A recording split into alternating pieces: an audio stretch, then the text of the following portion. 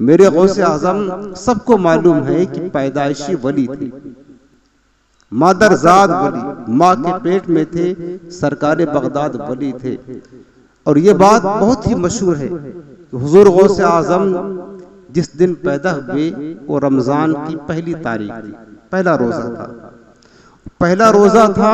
और गौसे आजम पैदा हुए तो पैदा होते ही उन्होंने पहला रोजा रखा, पूरा रमजान पूरे महीने का रोजा रखा। अगला साल जब रमजान आया तो चांद में शक हो गया कि न जाने 29 का है या 30 का है। तो किसी ने कहा कि चलो वो अशराफ के खानदान में जो एक बेटा पैदा हुआ है जिसका नाम अब्दुल कादिर है, वहां पता करते हैं। अगर उसने दूध पी लिया होगा तो समझ जाना कि फिर रोजा नहीं है, चांद नहीं निकला। और अगर दूध नहीं पिया होगा, वो रोजे से होगा, तो समझ जाना कि चांद हो गया है और आज रोजा है। गौसे आजम एक दिन के थे, लेकिन आपकी माँ सज्जदा फातिमा उम्मुल खैर रदियल्लाहु अन्हा फरमाती हैं कि मेरा बेटा सुबह सेहरी के वक्त जो दूध पीता तो सारा दिन कोशिश के बावजूद दूध नहीं पिया करता।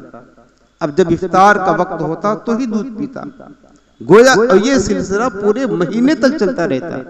गोया कि गौसे आजम रदियल्लाहु तआला अन्हु जहां आप वली हैं, आपके इल्म का हाल तो देखें। एक दिन का बच्चा हूं, क्या उसे पता है कि रोजा किसे कहते हैं, रोजा क्या होता है, रोजा कब से कब तक रखा जाता है? ये सारे उलूम शरीयत के कहलाते हैं कि रोजा किसे कहते हैं, रोजा कब रखा जाता है, कब खोला जाता है, रोजे में क्या क्या चीजें नहीं की जाती हैं, रोजा किसे कहते हैं।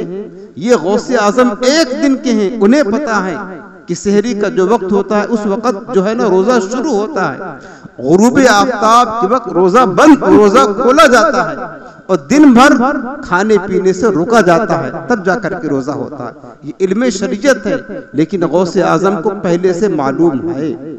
और सरकार बगदाद की बारगाह में पूछा गया कि आपको कैसे पता चला कि आप अल्लाह के वली हैं?